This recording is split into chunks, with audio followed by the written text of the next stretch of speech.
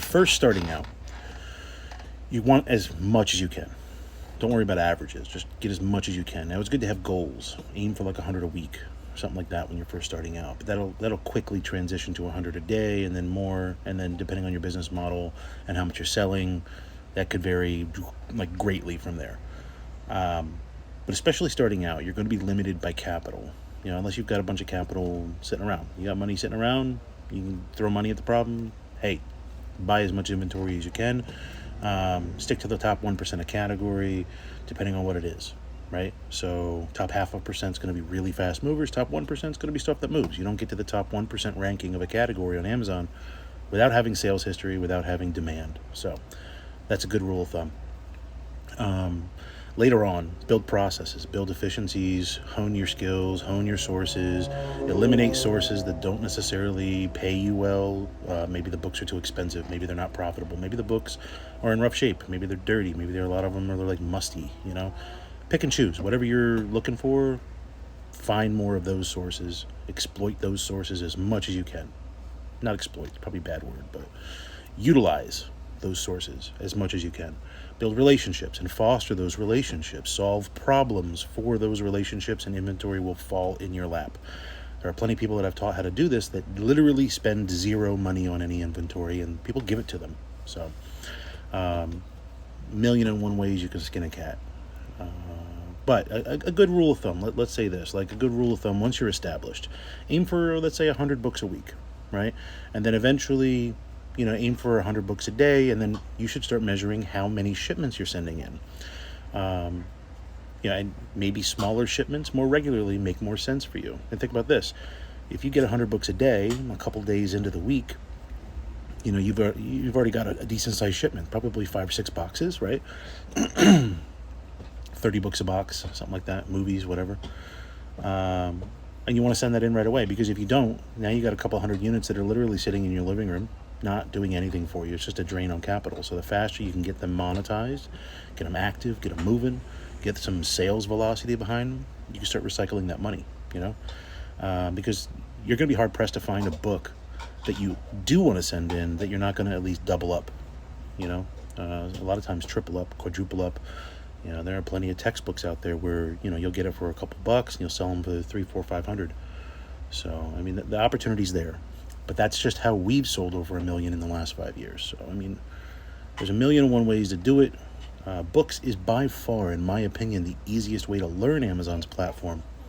And then you can figure out what you really enjoy, what you like to do, where your sources are, what's a lot by you. Maybe you live in a very populated area and clearance is slim pickings. So maybe you're not doing retail arbitrage. Maybe wholesale distributors are everywhere. So, it's just a different thing, right? So this should be a good rule of thumb to get you started, is aim for 100 books a week, then slowly get to 100 books a day.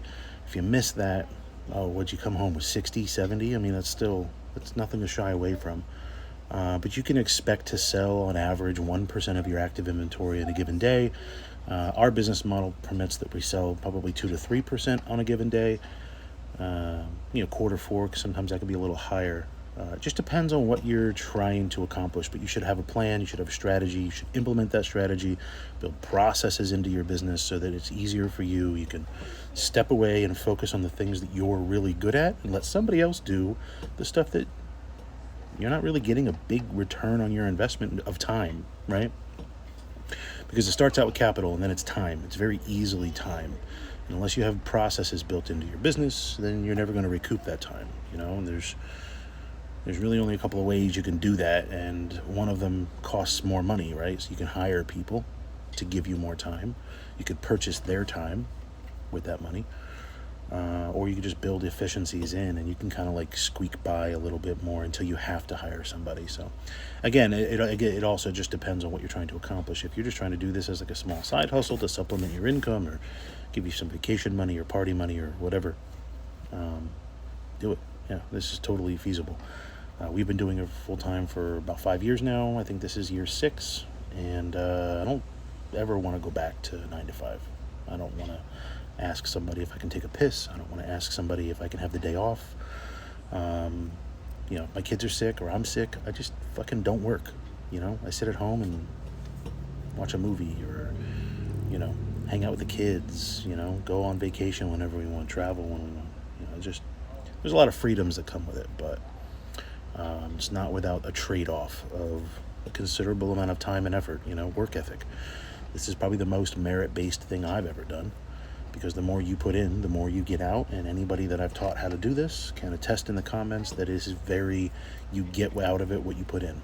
It's not, a lot of nepotism, it's not luck, it's numbers. Know the numbers of the category you operate in, and then invest the time and work ethic and consistency. Consistency is probably one of the most important things you'll implement into your business, no matter what it is. Any business owner will tell you that. And then from there, the sky's the limit. It's just a matter of what you want to do and what you're capable of. So, happy hunting. Hope this helps. Excuse the beard. I know it needs a trim. I'm all disheveled, whatever the word is. Need a haircut too. So, catch you guys later. Gotta get back to work.